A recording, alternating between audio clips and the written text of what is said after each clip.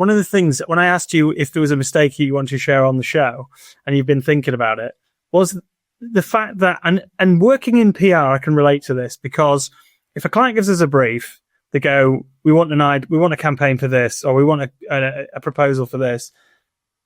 Normally what I do is come up with 3 ideas, but sometimes you have more than 3. So then you might have 5 ideas, and actually giving too many ideas just complicates the scenario.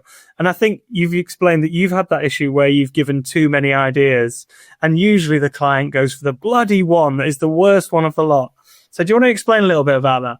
Yeah. So yeah, this is my mistake. I suppose we've been talking for a while. We haven't talked about the mistake yet, have we? Yeah. Okay. So for the purpose of your podcast, I wish I had a major mistake to share, with you, but for obvious reasons, I'm really glad that I don't. So yeah, my mistake is pretty small, but it's always stuck with me. So years ago at the Body Shop, I got the chance to write the headline on the cover of their mail order catalogue, and it was for the autumn winter issue. Excuse me. And we were leading with a new range of lipstick. And I worked in the in-house creative studio, and we operated like an agency. So our marketing colleagues were our clients. And as a very keen junior copywriter, I presented a whole load of lines to the client, thinking that they'd be so impressed with the quantity of options, regardless of the quality.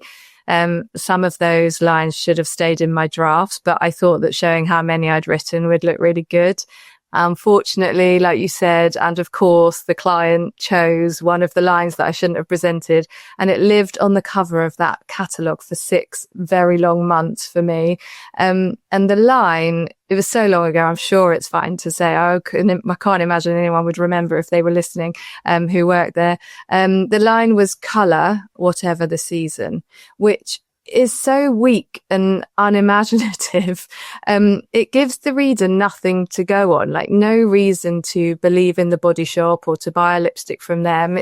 And it's the whatever the season bit that bothers me the most, because I knew full well what season it was. So why wasn't I specific? And because that would have made the copy more relevant to the time. And then whatever else I'd said may have connected better to the product, the brand, and the audience, which is, of course, what all good copy should do. So that's my marketing mistake for the podcast.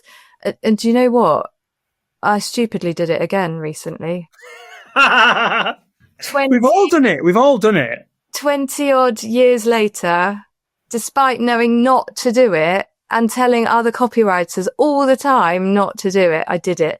I included it in a list of copy recommendations for another client that I would never normally include, but I knew that they would like it, and they did. And now it's on billboards all over London, annoying me every time I see it.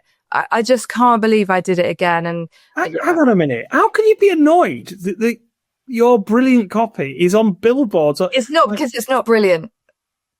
I just think that if it wasn't brilliant, it wouldn't be on billboards, Vikki. I think you're overanalyzing this. No, I think not all clients know what good copy is, and that is an issue that we have with AI, because if marketers are using AI over copywriters and they don't know what good copy is, then they might not get, the best outputs from AI, or they'll think it's good, but it won't. I mean, it's good enough, but who wants good enough?